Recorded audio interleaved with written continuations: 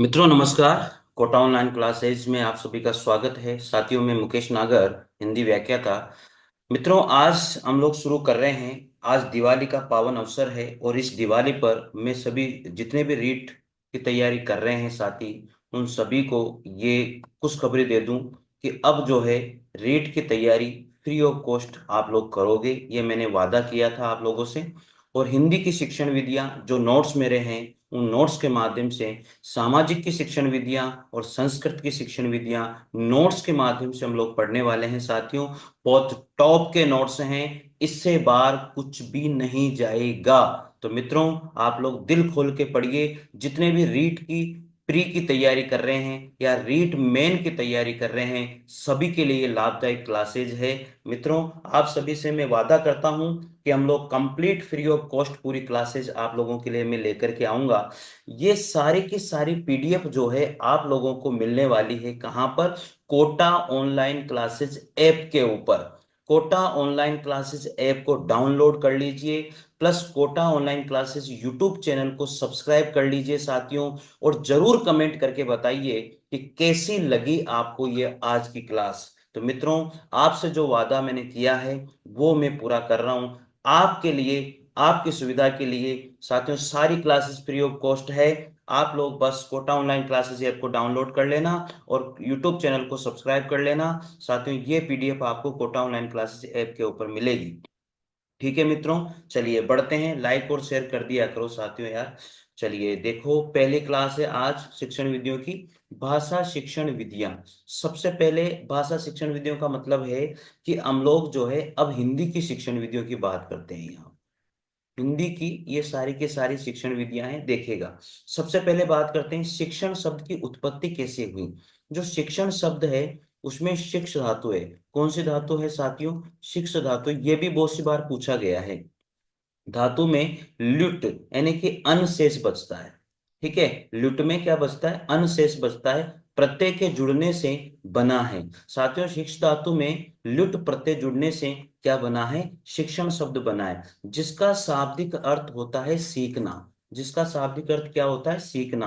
अर्थात सीखने की प्रक्रिया ही शिक्षण कहलाती है। सीखने की जो प्रक्रिया है वो क्या कहलाती है मित्रों? शिक्षण कहलाती है। आगे बात करते हैं शिक्षण विधि और शिक्षण प्रणाली में क्या अंतर होता है। अब शिक्षण विधि और शिक्षण प्रणाली में क्या अंतर होता है यह समझने की कोशिश करना साथियों। बहुत जबरदस्त नोट्स हैं और इनसे बार मैंने कहा है आप लोगों से कुछ भी जाने वाला नहीं है। तो मित्रों थोड़ा सा बस आप लोगों का सहयोग और आपका प्यार हमें चाहिए और वो मिलता रहे। ठीक है भाई। चलिए देखो, अब पहले देखते हैं शिक्षण विधि क्या होती है। किसी शिक्षक के द्वारा किसी कक्षा में पढ़ाते समय अपनी विषय वस्तु को प्रस्तुत करने के लिए जो तरीका काम में लिया जाता है। कोई भी शिक्षक होता है, अब वो किस तरीके से पढ़ा रहा है, अगर वो कोई तरीका काम में लेता है तो साथियों उसे ही कहते हैं शिक्षण विधि। कोई भी शिक्षक किसी कक्षा में पढ़ाते समय अपनी विषय वस्तु को प्रस्तुत करने के लिए जो तरीका अपनाता है वही क्या कहलाती है मेरे मित्रों? वही शिक्षण विधि कहलाती है। कहने का तात्पर्य यह है कि एक कक्षा में एवं एक निश्चित कालांश में एक शिक्षक के द्वारा संचालित गतिविधि ही क्या कहलाती है? शिक्षण विधि कहलाती है। आगे बात करते हैं मित्रों, बहुत खतरनाक नोट्स हैं। इस प्रकार शिक्षण विधि का क्षेत्र सीमित होता है और यह केवल एक कक्षा एवं एक शिक्षक विशेष को ही प्रभावित करती है। तो कुल मिला के बात, ये बात आपको इंपॉर्टेंट याद रखनी है कि शिक्षक के द्वारा एक कक्षा में या एक कालांश में जो भी कार्य वो करता है, जो भी तरीका वो अपनाता है, जिस भी माध्यम से वो पढ़ाता है साथियों, वो उसके लिए एक शिक्षण विधि है।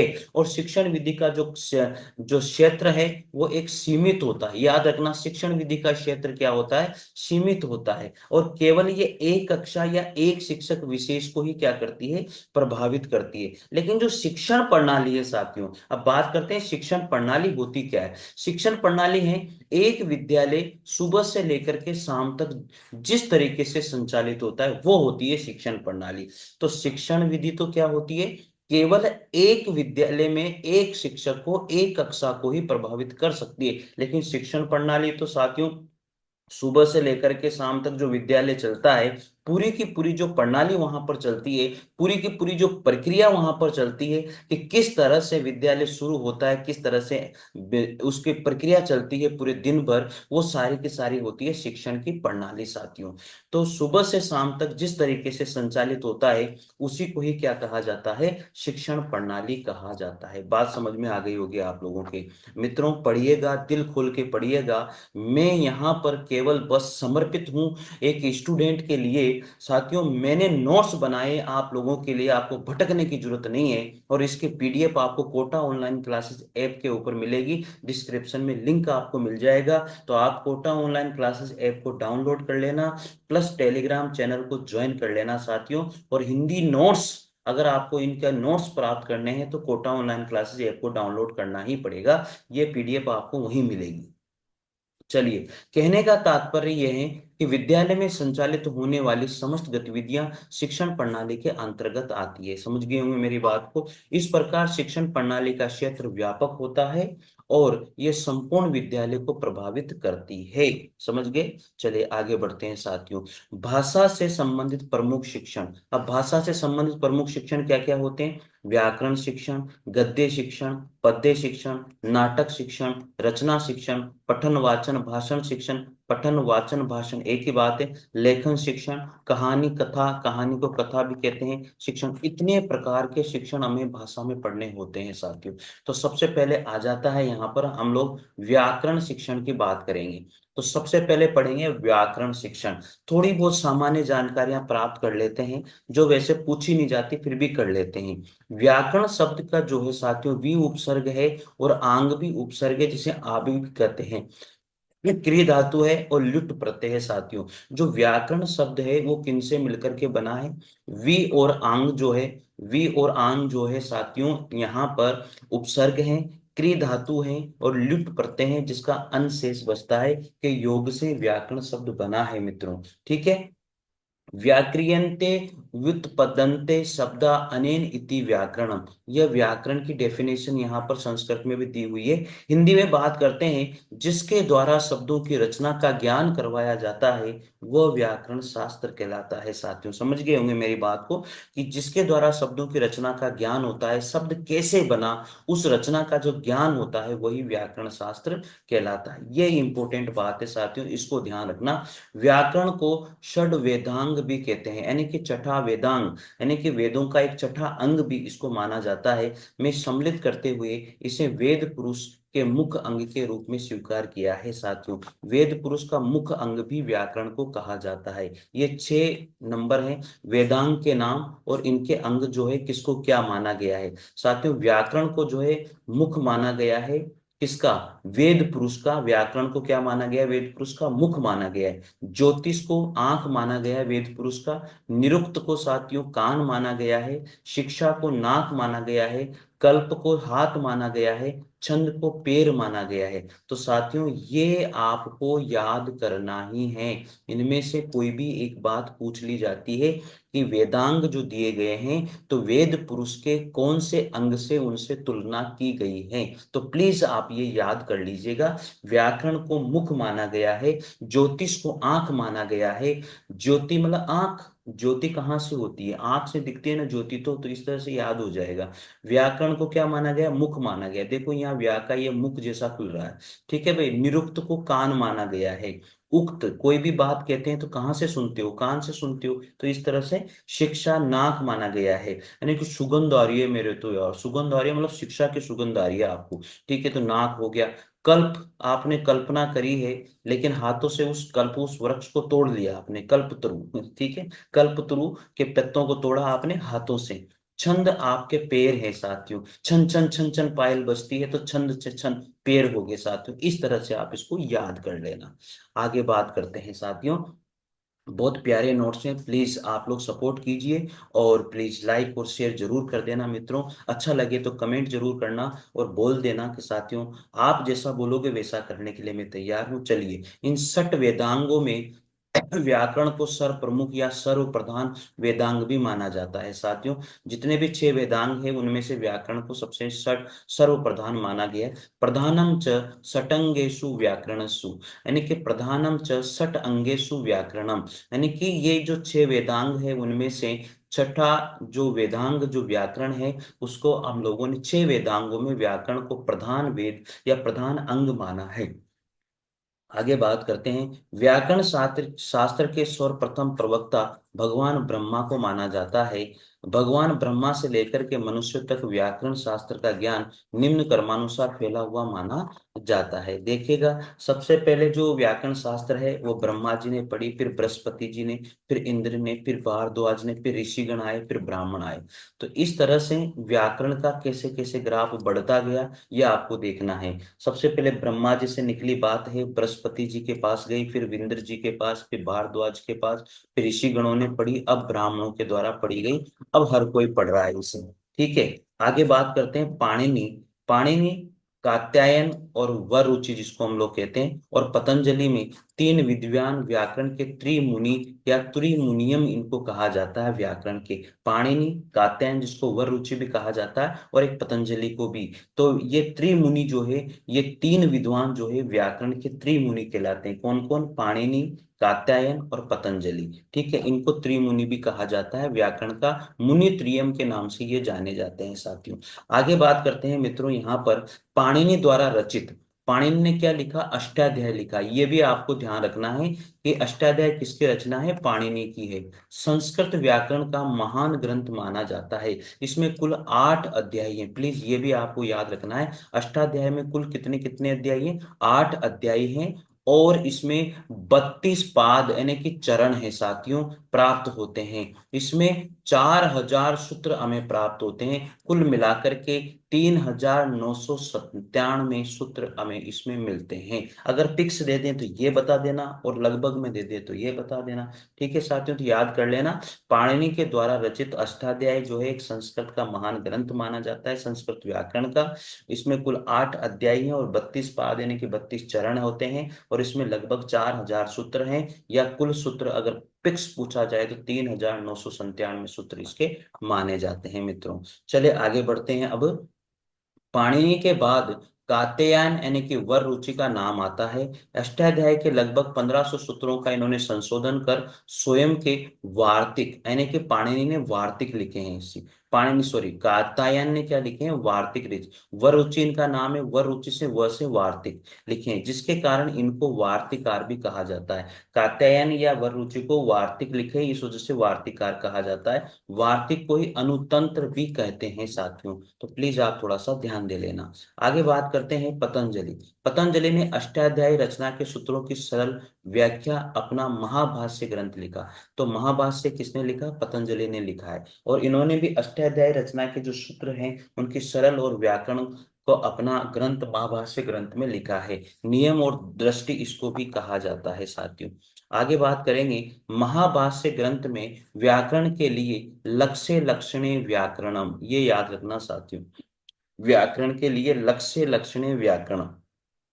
तो लक्ष्य लक्षणे व्याकरणम, ये साथियों महाभाष्य ग्रंथ में व्याकरण के लिए ये बात कही गई है। तो ये लक्ष्य लक्षणे व्याकरणम किस व्याकरण के लिए किस ग्रंथ में कही गई है? महाभाष्य में। और महाभाष्य जो ग्रंथ है वो किसने लिखा है? पतंजलि ने लिखा है साथियों। ये प्लीज आप लोग याद कर लेना। ठीक है, पद लिखा गया है यहाँ, लक्ष्य का आशय उदाहरण से होता है और लक्षण का आशय सूत्र से होता है। ठीक है, ध्यान दे लीजिएगा। आगे बात करते हैं मित्रों, महर्षि पतंजलि एवं आचार्य किशोरीदास वाजपेयी ने व्याकरण को शब्दानुशासन कहकर पुकारा है। तो ये भी बात याद करने वाली है। महर्षि पतंजलि और आचार्य किशोरीदास वाजपेयी, महर्षि पतंजलि और आचार्य किशोरीदास वाजपेयी ने व्याकरण को क्या कहा? शब्द अनुशासन कहकर पुकारा है, और पाणिनि ने भी शब्द अनुशासन कहा है साथियों। तो महर्षि पतंजलि, पाणिनि और आचार्य किशोरीदास वाजपेयी व्याकरण को शब्दानुशासन कह के पुकारते हैं। तो ये आप याद कर लीजिएगा। आगे बात करते हैं, आचार्य किशोरीदास वाजपेयी ने व्याकरण को भाषा का भूगोल कहा। साथियों याद करना, जो आचार्य किशोरीदास वाजपेयी है, उन्होंने व्याकरण को भाषा का भूगोल कह के पुकारा। व्याकरण को भाषा का भूगोल किसने कहा? आचार्य किशोरीदास वाजपेयी ने। व्याकरण को शब्दानुशासन किसने कहा? पतंजलि ने, आचार्य किशोरीदास वाजपेयी ने और पाणिनि ने। शब्दानुशासन व्याकरण को कहा। व्याकरण को भाषा का भूगोल किसने कहा? आचार्य किशोरीदास वाजपेयी ने कहा। ठीक है, याद हो जाएगा। आगे बात करते हैं। एक पाश्चात्य विद्वान हुए थे डॉक्टर स्वीट। क्या नाम था? डॉक्टर स्वीट महोदय ने व्याकरण को भाषा का व्यवहारिक विश्लेषण कह के पुकारा है साथियों। जो विद्वान थे डॉक्टर स्वीट, उन्होंने व्याकरण को भाषा का व्यवहारिक विश्लेषण कह के पुकारा है। व्याकरण को भाषा सीखने का राम सर्ग अर्थात राम सर्ग सॉरी राम मार्ग, राम मार्ग अर्थात सर्वश्रेष्ठ माध्यम भी कहा है। व्याकरण को भाषा सीखने का राम मार्ग कहा जाता है। इसमें देखो यहाँ ग्रामर, ग्रामर से साथियों यहाँ पर क्या हो जाएगा? यहाँ से बन गया राम, ठीक है, और ये बन गया मार्ग।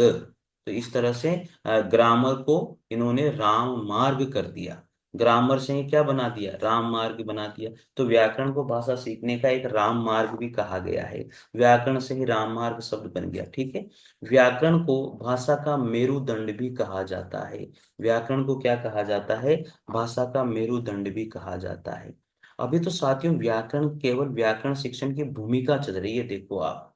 हाँ, अब यहाँ पर ऋक ऋक संहिता ग्रंथ में व्याकरण को एक वृषभ रूप में माना गया है। जो ऋक संहिता है साथियों, उसमें व्याकरण को वृषभ के रूप में माना गया है, जिसमें 4 सिंग होते हैं, 3 पैर होते हैं उसके, और 2 सिर होते हैं, एवं 7 हाथ होते हैं साथियों। तो देखो, ऋक संहिता ग्रंथ में व्याकरण को एक ऋषभ, एक बैल के समान माना गया है, जिसके 4 सिंग बताए गए हैं और 3 पैर बताए गए हैं, 2 सिर बताए गए हैं, 7 हाथ माने गए, एवं इसको 3 जगह से बांधा भी गया है। यहाँ लिखा हुआ भी है, चत्वारि श्रृंगा त्रयो अस्य पादो दे शीर्ष सप्त अस्य त्रिधा बधो वृषभ सो शेर स्वीत महादेवो मतरे अविनाश। तो चत्वारि श्रृंगा मैंने 4 सिंह। अब 4 सिंह व्याकरण के क्या क्या है? नाम, यानी कि संज्ञा सर्वनाम विशेषण आते हैं, उपसर्ग आते हैं, आख्या यानी कि क्रिया आती है, और निपात आती है। तो व्याकरण के 4 श्रृंग ये माने गए हैं साथियों: नाम, उपसर्ग, आख्या यानी क्रिया और निपात। कुछ विद्वानों के द्वारा निम्नलिखित 4 अन्य तत्वों को भी 4 सिंह माना गया है। इनको भी कुछ विद्वान 4 सिंह के रूप में मानते हैं: सुबंत, तिगंत, उपसर्ग और निपात। इनको भी 4 सिंहों के रूप में जाना जाता है। अब त्रय पद किसको कहा गया है? त्रय पद काल को कहा गया है। 3 पैर, भूतकाल, वर्तमान काल, भविष्य काल। फिर आगे दे शीर्षे, दे शीर्षे मतलब 2 सिर किसको कहा है? शुभ प्रत्यय और तिंग प्रत्यय को कहा गया है। कुछ विद्वानों ने निम्नलिखित 2 अन्य तत्वों को भी 2 सिर के रूप में माना: नित्य यानी कि स्पोर्ट और अनित्य यानी कि वेखरी। ठीक है। आगे बात करते हैं शब्द हस्त से। 7 हाथ किसको माना गया है? जो 7 विभक्तियां होती है उनको 7 हाथ माना गया है। प्रथमा, द्वितीय, तृतीय, चतुर्थी, पंचमी, षष्ठी और सप्तमी, 7 विभक्तियों को 7 हाथ व्याकरण के माना गया है।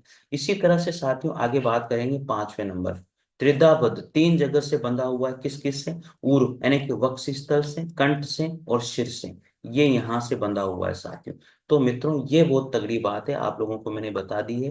व्याकरण के कार्य क्या क्या हैं? व्याकरण शास्त्र के प्रमुखतः निम्न 6 कार्य माने गए हैं, जो आपको ध्यान रखने हैं। शब्द रचना करता है, भाषा की रचना करता है, साधु शब्द निरुक्त होता है, अच्छे शब्द, भाषा विश्लेषण होता है, नियमों का निर्धारण होता है, शुद्ध प्रयोग किया जाता है। शब्दों की रचना व्याकरण से होती है, भाषा की रचना होती है, साधु शब्द यानी कि अच्छे शब्दों का प्रयोग, और भाषा विश्लेषण, नियम निर्धारण, शुद्ध प्रयोग वहां पर व्याकरण के माध्यम से किया जाता है। आगे देखिएगा, व्याकरण शब्द में लिंग यानी कि संस्कृत में नपुंसकलिंग, हिंदी में पुल्लिंग।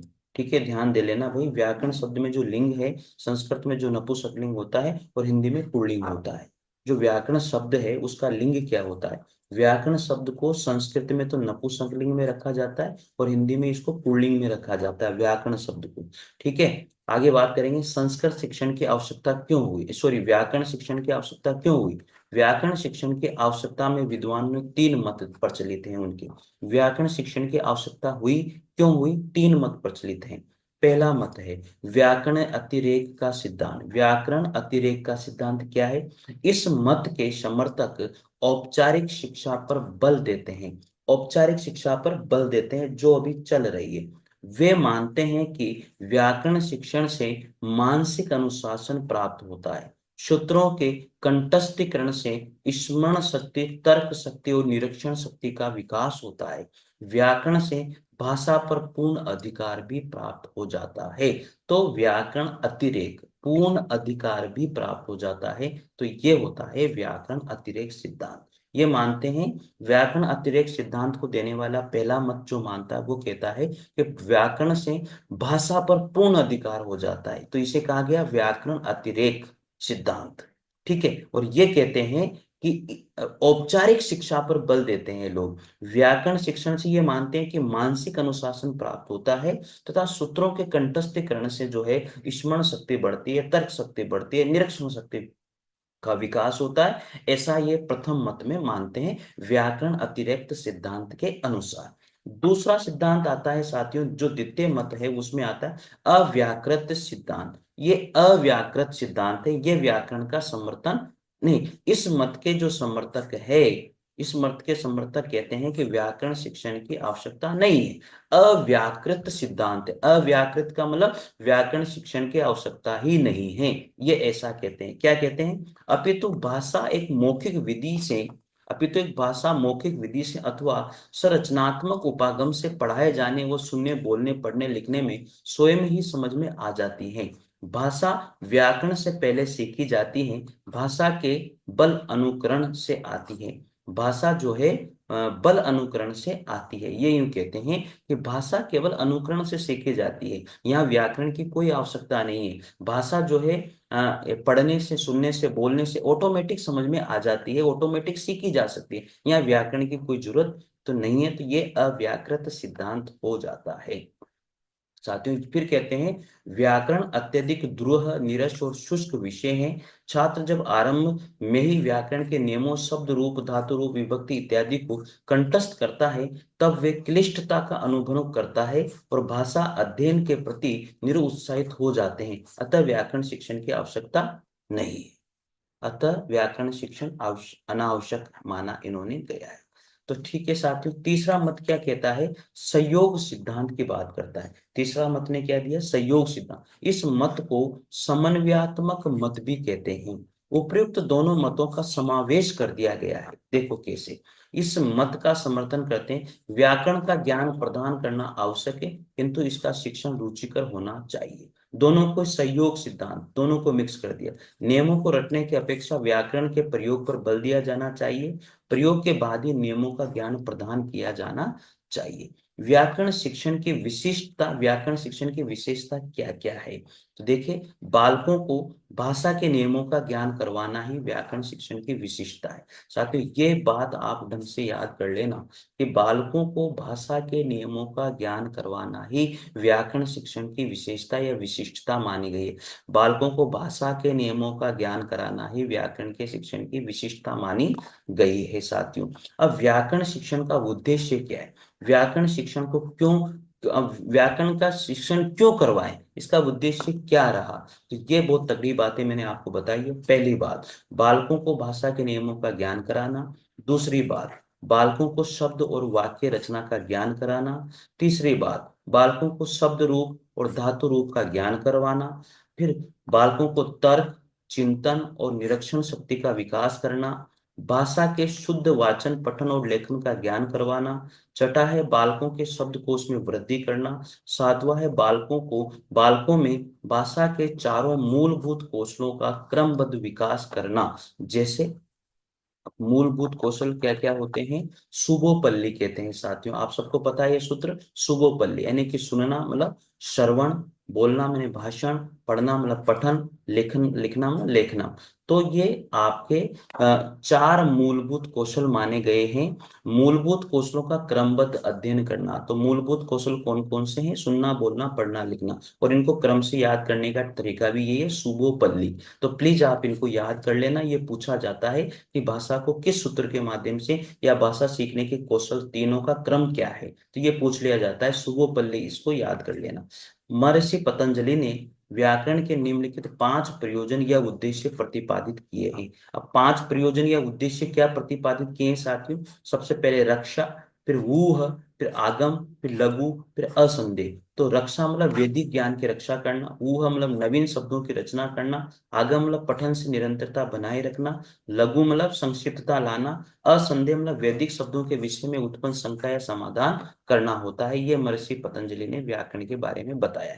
साथियों, अब आती है व्याकरण शिक्षण की विधियां। व्याकरण शिक्षण की विधियां साथियों यहाँ से हम लोग अगली क्लास में पढ़ेंगे। तो साथियों जरूर बताइएगा कैसे लगे नोट्स आप लोगों को, और क्लास को चलने दें या फिर नहीं चलने दें, जैसा भी आपको उचित लगे प्लीज जरूर बताइएगा। इसकी पीडीएफ आपको कोटा ऑनलाइन क्लासेस जो यूट्यूब चैनल है उसको सब्सक्राइब कर लीजिए, और इसकी पीडीएफ प्राप्त करने के लिए कोटा ऑनलाइन क्लासेस ऐप को डाउनलोड कर लीजिए। सबके लिंक डिस्क्रिप्शन में दिए हुए हैं। तो प्लीज जरूर लाइक और शेयर कीजिएगा, और जरूर कमेंट करके बताइएगा कि कैसे नोट्स हैं। साथियों, अब जाके व्याकरण शिक्षण की विधियां शुरू होगी। अभी तक तो हमने कुछ भी नहीं पढ़ा।